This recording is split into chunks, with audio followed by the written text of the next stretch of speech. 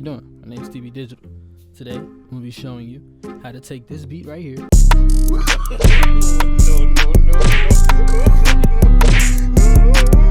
And turn that hot trash into this.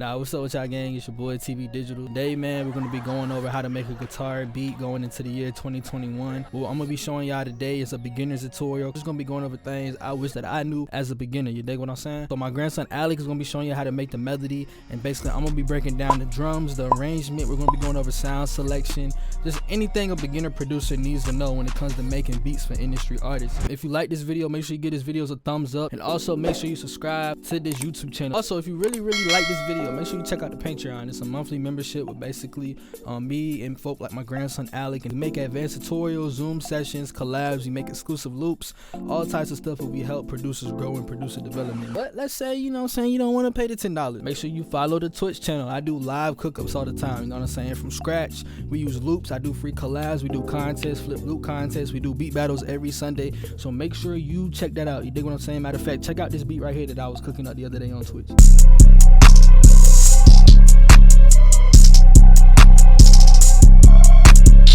And then last, if you like these melodies, December 11th, yes, royalty-free kit is dropping. Yes, it's going to consist of 25 loops, so make sure you go get that. I do want to get into 5 things that can help you as a producer. One is sound selection. I see a lot of producers looking for those, you know, those next sounds, you know, everybody sounding the same, which is cool, man. There's nothing wrong with that. But understand, man, you gotta listen and compare your beats to what you hear on the radio. For example, what type of 808s do we hear on the radio? The Spins 808, the Zay 808, Suge 808. So you don't have to find a crazy, distorted 808 because you want to stand out. That's different. There's nothing wrong with using the Spins 808, man. And on top of that, they're good 808s, man. That Wheezy clap, or sometimes that Southside clap, that's all you need. A lot of times I see producers take these weird sounds because they want to stand out, and they throw it in the beat, and your beat just, it doesn't sound up to par. What can help you with sound selection is just listen to music. When you listen to music, instead of jamming out to the lyrics, actually listen. Oh, this sound go with this sound. This sound go with this. It's not really a hard thing to study. It's just something to take notice when you listen to music. With that being said, the next thing that can help you is references. A lot of times when I started out, what I used to do is, after I'm done mixing the beat, I used to go right on Spotify, look up a song similar to my beat, listen to the mix, and see what the levels of everything is, and then play my beat, and then compare it to that reference. That used to help me a lot, and that could really help you. Third, keep it simple. I see a lot of producers go crazy with their 808s. For example, listen to this.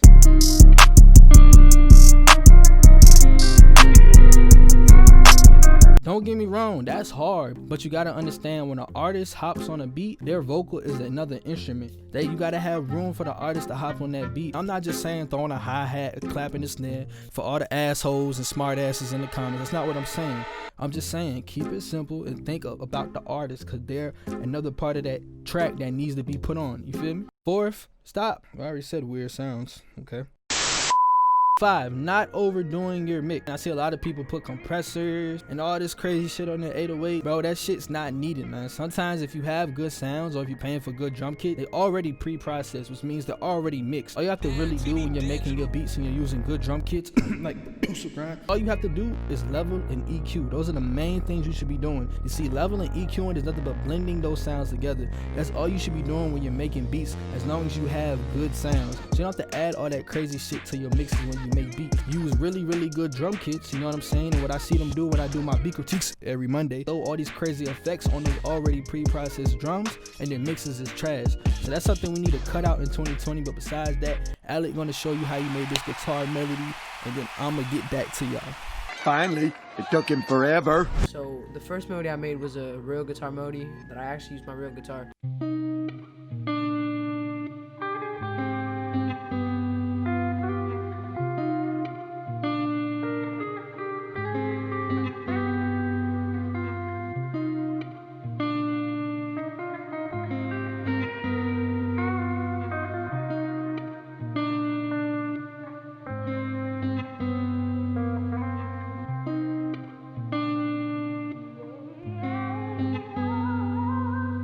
So I'll just play y'all what I started with, which was the chords.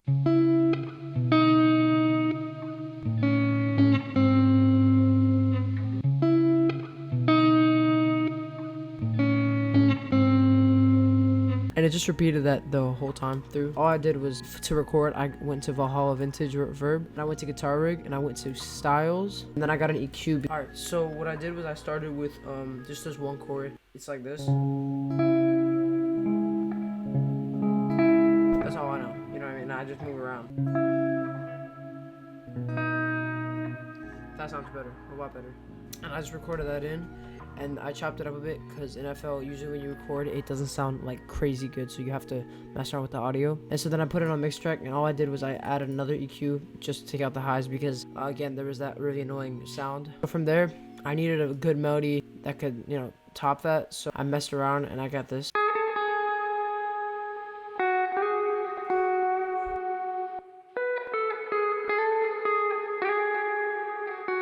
I wanted to add some vocals, so all I did was I went to vocal runs and I got this.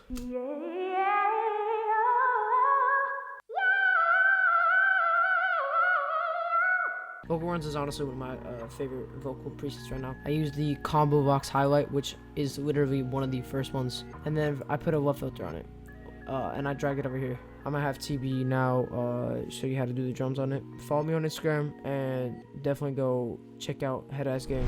Alright, Alec, I appreciate you for that sauce, but your feet still must have blood. You still ugly. You stink. You look like Shrek, but anyways, man, I'm gonna go ahead and play this beat and actually show y'all what the actual final product sounds like.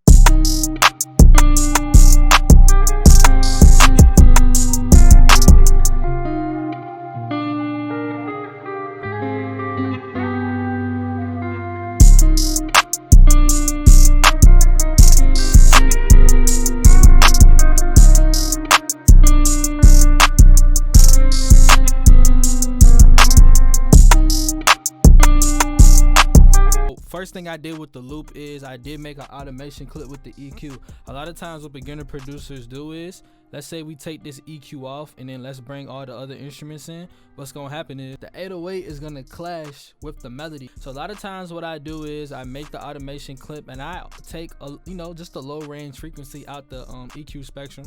And basically what that does is it gives the 808 room to breathe. Second is counter melodies. A lot of times what I see a lot of beginner producers do with the counter melodies is they add these crazy sounds, just crazy stuff, bro. Like, you don't want to add a synth to this type of beat, you know what I'm saying? So what I did is, as a beginner, I know how it is when you can't afford VST, so I actually use my vocal as an instrument. So the first thing that I used is a whistle. Now I'm gonna go ahead and play what this whistle sounds like.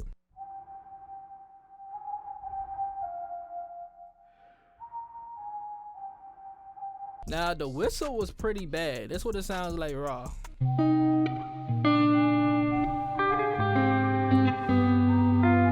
I'm not really a good whistler, but this is what I put on the whistle. First I put a auto tune on the whistle. The second thing I put on here is primal tap. Now I put back a fast delay. Next what I put is a fruity compressor. Now the reason why I put the fruity compressor on is because what you see here is the whistle gets quiet, then it gets back louder, it gets back quiet. It's not going to sound good at the mix because the levels of the whistle is changing. So what a compressor does, it takes that dynamic range and glues it together so the whistle can sound full. But next what I use is just a little bit of reverb. Then I put a low pass filter on here. Next what I put in here as another counter melody is a vocal. Now this vocal I actually recorded. This is what the vocal sounds like.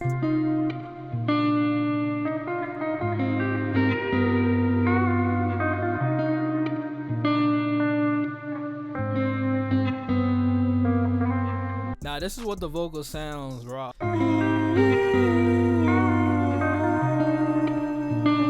Yeah, nigga, that shit sound bad. Now what I wanted to do is I don't really want my actual voice, so what I use is a plugin by called Little Alter Boy. It's basically a voice manipulation plugin. I took some of the highs and took some of the lows out, and then I added some reverb. Now for something like this, I put it in the background. If I was to have it right in front of your face, it would sound like this, which it doesn't really sound good. So I took fruity reverb and I basically turned the wetness all the way up, turned the dry down, and now it's in the background. It's not too in front of your face and it sounds like this.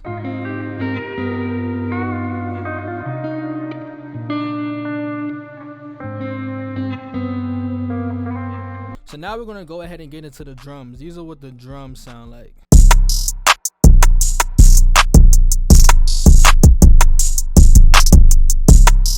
first drum that I use is a basic kick. Then I use the Wheezy clap. Now all this is a Spins 808. Now the only difference between this Spins 808 and a regular 808 is a Spins 808 is longer. All I did was mess with this out knob, and the out knob is basically shortening the tail of the wave file. And also what I did to make my 808 hit is I went to my legacy effects and I just boosted the 808 till it was kind of distorting. Next thing I added is just a quick open hi-hat. Then I added a rim. And then I added a reverse hi-hat. Now all these drums are recycled sounds, but they sound good, and that's what you hear on the radio. So basically for my hi-hats, now I see a lot of producers do is they add these crazy ass rolls and shit, and you know what I'm saying? No, you don't have to do all that. But one thing that could really help you on your hi-hats is velocity. And then also what I do is when you go to the piano roll and you go down here to note pan, I just play with the pan a little bit so the hi-hats could play in your, in your headphones. Now next what we have is the 808. Now usually for a beginner, if you have a hard time finding the key of melody, what you could use is this plugin called Auto Key. And basically all you have to do is play the loop and it will detect the key. Usually what I do is I pitch my 808 up 2 octaves. Now the reason why I do that is because sometimes you don't really hear the notes good as low. You know what I'm saying? So you hear the notes better. If I put this in C minor in my helpers and I turn my ghost notes on, it literally shows you everything that's great right here is basically every note that's in that scale of C minor. So from there, you really can't go wrong with the 808. Now there is a couple things you could do to hype up your beat. Now when I arranged this beat, what I went ahead and did is I went ahead and put the drums in first, just to get the artist's attention. So for the first 4 bars, the drums come in, then the drums cut off, and then it goes into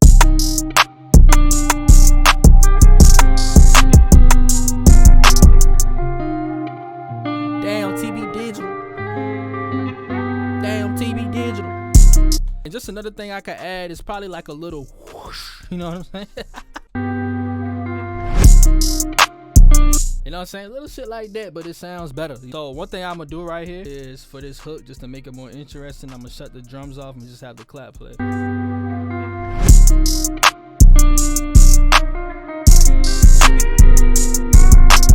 You know what I'm saying? Just little stuff like that makes it sound better. You don't have to go crazy. You don't have to put gross beat on there, make some crazy automation clicks. It's not a beat battle beat, you know what I'm saying? This is more for industry, but this is more for placement. Now, one thing that could really help you out on your drums is making your pattern unique. Sometimes the drums can get over repetitive, you know what I'm saying? So all you have to do is, let's say for my 808, for example, just go down here and make it unique. And now we're just gonna come up with a different pattern. And this is where the verse comes in. So let's do this.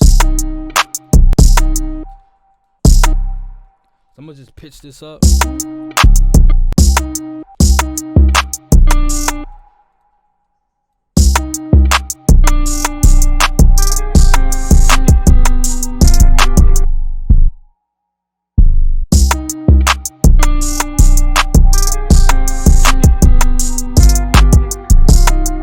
You know what I'm saying? It's another bounce. It's hard, and it just switches up. So this is a way to better help you not make your bounce so repetitive when an artist is listening to it. Now let's go ahead to my master channel. For my master channel, all I have is a Fruity Soft clipper. You know what I'm saying? It just does the trick. I'm sorry if I didn't show y'all the secret sauce to that shit. That's what I use, bro. I use the Fruity Soft clipper. You don't have to overdo mastering. Understand mastering. Mastering is basically where you're polishing a song and getting it ready for the radio. As a producer, you don't have to dive so hard into mastering, you know what I'm saying? Anyways, that's just to tell you, don't overdo it, bro. You don't have to overdo it, and that's a #1 thing with beginner producers, man. Stop overdoing it. Most of the time, if you're using good sounds, all you have to do is love it. But besides that, man, that's all I really got for y'all. I hope y'all like this video. Make sure you give this videos a thumbs up, and make sure you subscribe to the channel. Also, check out all the last videos I posted this week. I damn near posted a video every day this week, so go back and check out those videos. Besides that, it's your boy TB Digital, headahh gang. I'm gone. Hey man, I just want to say thank you for subscribing to the channel. You know what I'm saying? Hope y'all like this video. Give it a thumbs up. Yeah. I'm just trying to run me 50K subs. Yeah. 808 so hard it might just knock down the bus. Yeah. I just told my teacher I'm just really trying to fuck. Yeah. Beat so hard I told it run it up. Yeah. 808 so hard I told it turn it up. Yeah. T-Will dance around like I'm on a bun. I don't know, but what I know is